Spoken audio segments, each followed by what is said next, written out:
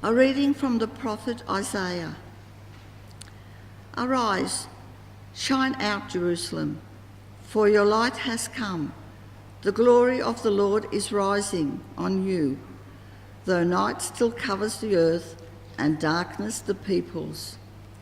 Above you the Lord now rises, and above you his glory appears. The nations come to your light, and kings to your dawning brightness. Lift up your eyes and look round. All are assembling and coming towards you, your sons from far away and daughters being tenderly carried.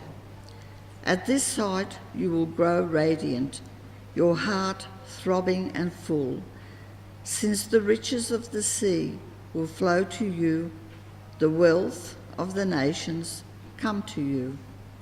Camels in throngs will cover you, and dromedaries of Midian and Ephah. Everyone in Sheba will come, bringing gold and incense, and singing the praise of the Lord. The word of the Lord. Lord, every nation on earth will adore you. Lord, every nation on earth will adore you.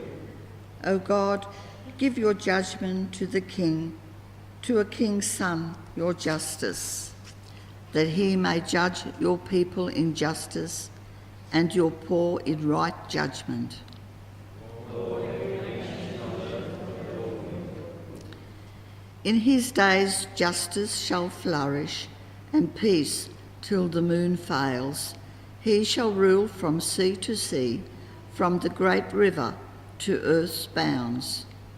Lord, every nation on earth will adore you. The kings of Tarshish and the sea coasts shall pay him tribute. The kings of Sheba and Seba shall bring him gifts. Before him all kings shall fall prostrate. All nations shall serve him. Lord, every nation on earth will adore you. For he shall save the poor when they cry, and the needy who are restless. He will have pity on the weak and save the lives of the poor. Lord, every nation on earth will adore you.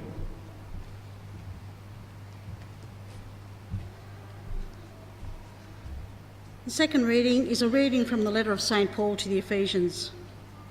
You have probably heard how I have entrusted my God with the grace he meant for you, and that it was by a revelation that I was given the knowledge of the mystery. This mystery that has now been revealed through the Spirit to his holy apostles and prophets was unknown to any men in past generations. It means that pagans now share the same inheritance, that they are parts of the same body, and that the same promise has been made to them in Christ Jesus through the gospel. This is the word of the Lord. Thanks be to God. We stand for the gospel.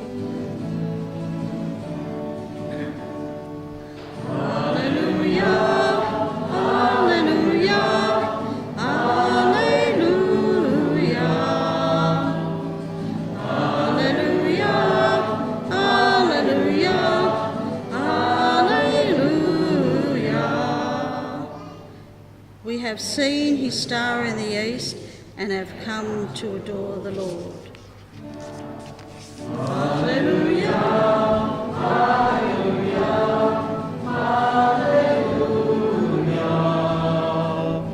Alleluia, alleluia, alleluia.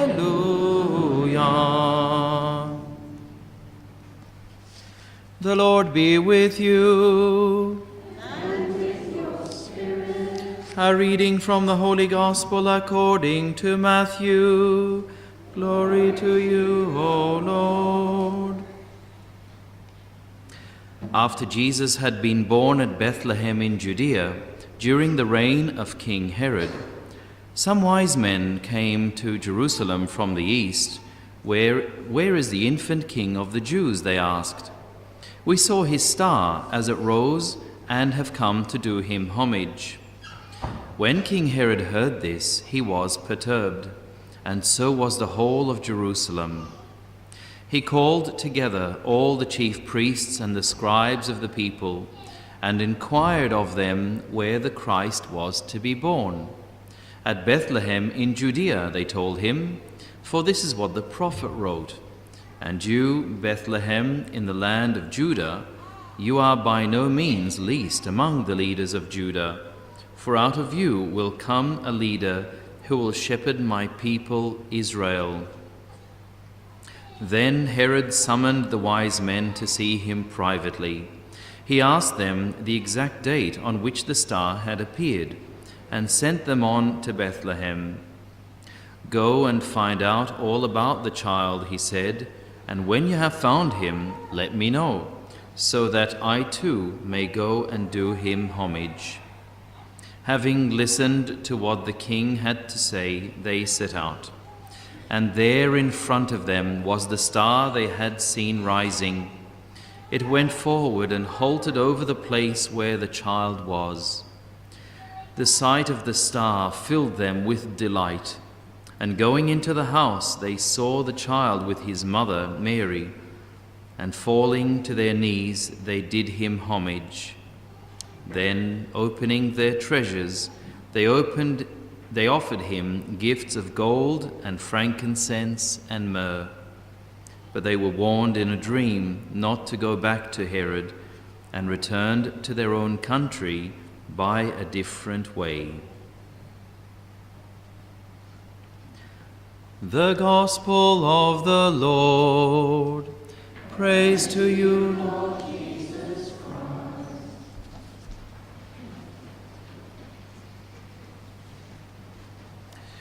The Feast of the Epiphany is another ancient feast that obviously developed after the Feast of Christmas developed in the early church. And it comes from a Greek word, epiphaneia, which means manifestation. So what the church is celebrating today is the manifestation, the making known of Jesus Christ to the Gentiles. And this is what is symbolized, or the one symbolized, by the three wise men. In fact, until the Middle Ages, these three wise men never had any names, but it's in the Middle Ages that they came to be known as Caspar, Melchior, and Balthasar. During the time when Jesus was born, the Jewish people were expecting and anticipating the coming of the Messiah. So you can just imagine when three strangers really come from out of town and are asking, have you guys seen the same thing that we've seen? And they're perturbed, and all of Jerusalem starts to, wonder about this. Now, the wondering is not that they weren't expecting the Messiah, but that they had not seen the star. And interestingly, in the secular literature, nothing is mentioned about such a star. But these three wise men, we know from tradition, were astronomers, not astrologers, like what you might see on television or in the newspaper. They're looking at the star signs and making up a whole lot of predictions based on the star signs. But astronomers are serious scholars of the stars, and that somehow they sensed that God was in fact revealing something to them about his own Son through this particular star. What is interesting is that the manifestation that God makes of his own Son was done in a way closely akin to what these three men knew so well, the skies. And he uses something that they were already very familiar with in order to speak to them something about his Son. So perhaps others did see this star, whatever it was. It sounds like it wasn't so easily observable because others would have noticed it. But whatever the star was, however faint or bright it was, they certainly sensed something amazing in this star. And through the light of faith working inside their hearts, they were able to recognize that God was revealing something to them about his own Son through this sign in the skies. Very often, when God speaks to us, he will use our own language. And so when we come to the manifestation that God makes to us, it's God has usually spoken to us in something that we are already familiar with. Otherwise, we would not understand what he is trying to say. When we look at the scriptures, I remember hearing a story and I chuckled. It was a Protestant evangelical in the United States and was telling someone else in his flock or in his congregation, "Gee, I'm so glad the scriptures were written in English." Obviously, he didn't know any better than that, Greek, Hebrew, Aramaic, or anything like that. But he thought, because there's so many things to memorize. But we know that they weren't written in English, or in Italian, or French, or Maltese, or German, but in those three ancient languages that I mentioned. And why did God use those languages? Because he wanted to speak in the language of his own people. And why did God also use so much of the imagery that was already in existence at that time, so that his own people would come to understand his message all the more clearly? Now, it's important for us to ask ourselves, how does God manifest himself to each one of us? And the most ordinary way in which God manifests himself to us is through a little thing that we call conscience. Through our conscience, the voice of God is made known to us. Through our conscience is like that inner sanctuary in the heart of every human being, that secret core where a person is truly alone with God, and God's voice is made known to that person. But a conscience, what's a conscience? Is a conscience that guilty feeling that you get when you do something wrong? It's not. That is the effect or the consequence of having a conscience. But in fact, it is not a conscience as such. Conscience, and I'm going to give you a little definition, so if you ever need to repeat it to somebody, you'll have a definition. According to St. Thomas Aquinas, it was the proximate, practical and particular judgment of the human mind on the morality of a human act. And you might think, huh? Yeah, I said the same thing when I first learnt it too. So forget about that definition, it's too complicated. It's simply this, is the last and best judgment of the human mind on the morality of an action. That's a simple definition, a working definition of conscience. So conscience is what your mind says about something, the right or the wrong of something, or of a situation. That is what a conscience is.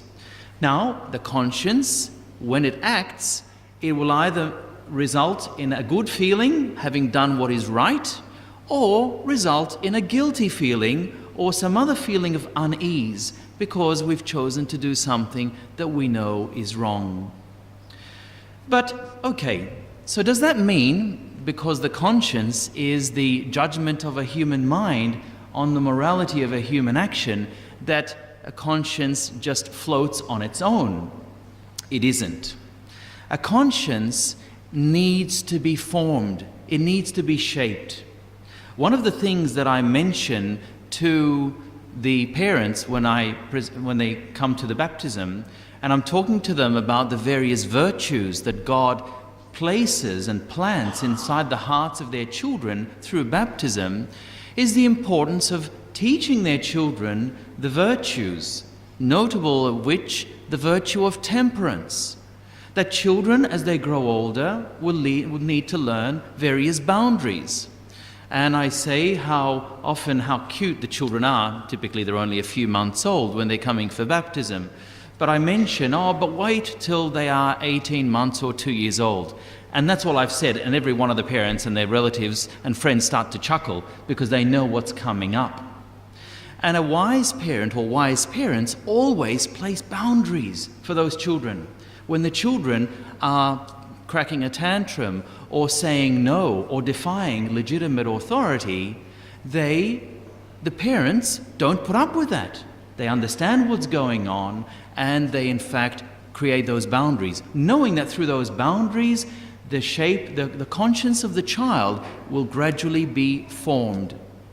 Parents who don't understand what they're doing in raising their children will try to bribe the children, although that works to a point, but will also try to be friends with their children, which never really works.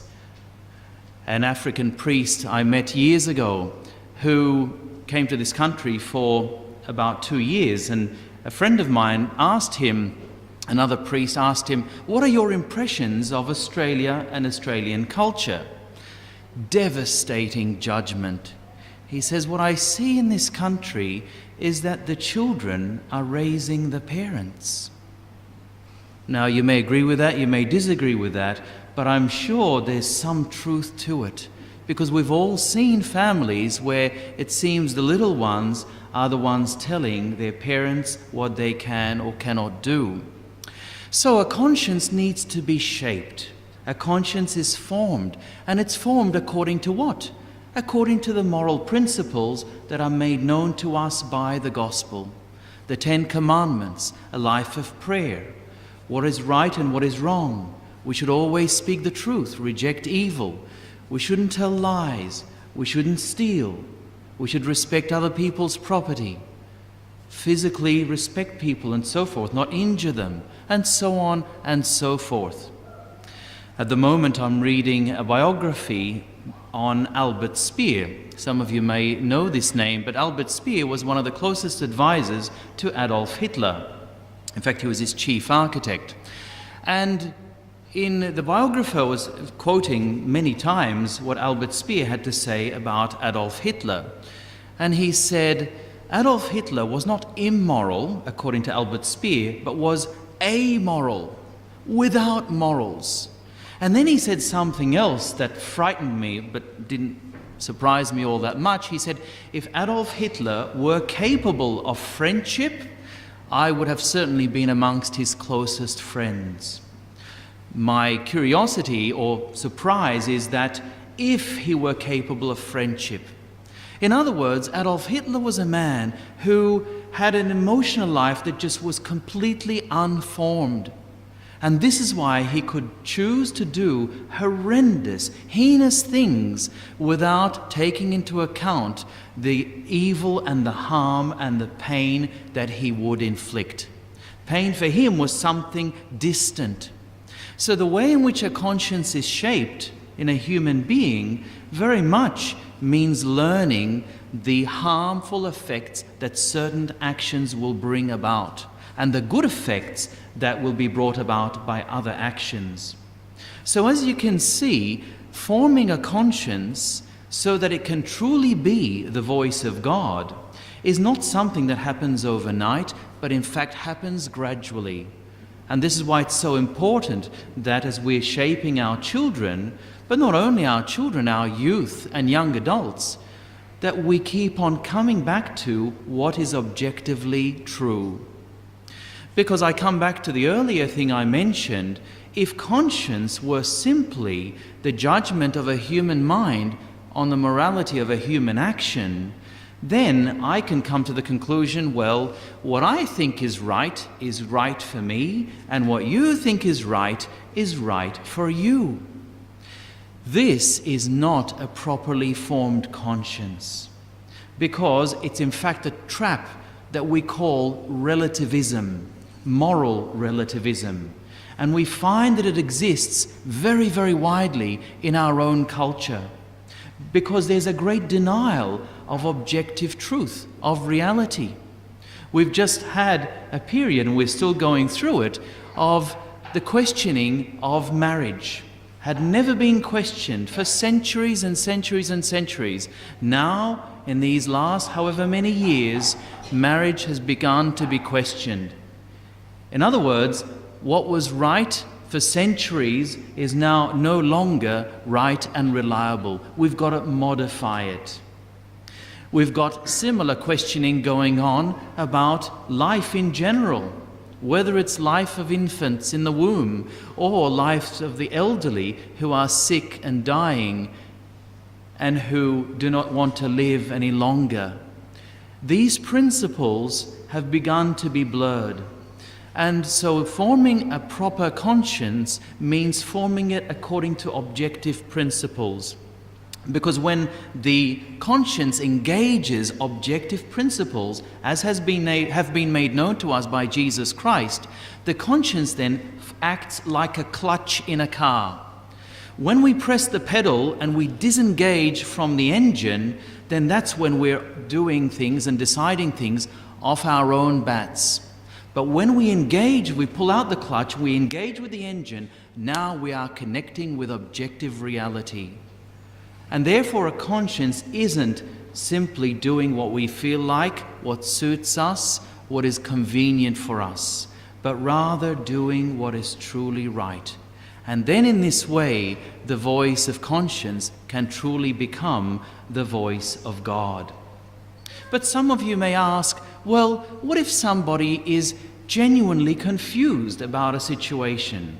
And their conscience, through no fault of their own, have been confused and they don't know any better. True. In fact, St. Thomas Aquinas answers these questions, as have many other theologians since. He says that in such instances, even though a conscience may be misguided and mistaken, it still should be followed by that person because they don't know any better. But once someone does begin to tell them differently, then they do have another light, and the conscience then must be shaped according to that true light. This is why really at the end of the day, our consciences never cease to be developed. They must always be guided by the light of faith, as made known to us through the teachings of the Church, which represents fairly and correctly the teachings of Jesus Christ. And if we strive to live up our faith in this way, then our consciences will grow more and become more and more delicate as we grow older and mature. We see not only the black and the white, which certainly exist, but we also see the various shades of grey in between, and are able to judge one circumstance from another. So the Feast of the Epiphany, while it signifies on a level of faith and doctrine the revelation of Jesus to the Gentiles, which means all of us, by the way, unless we have Jewish blood in us, it means on a personal level the manifestation of God made known in our own lives. And the role of conscience is particularly fundamental in this. May God grant us the grace to always want to shape our conscience more and more perfectly in union with the gospel, and to resist those occasions, those moments when perhaps through weakness or through whatever human respect or some other thing causing pressure on us, that we will be tempted to turn away from what we know to be right, to choose something that is in fact more comfortable for us to follow.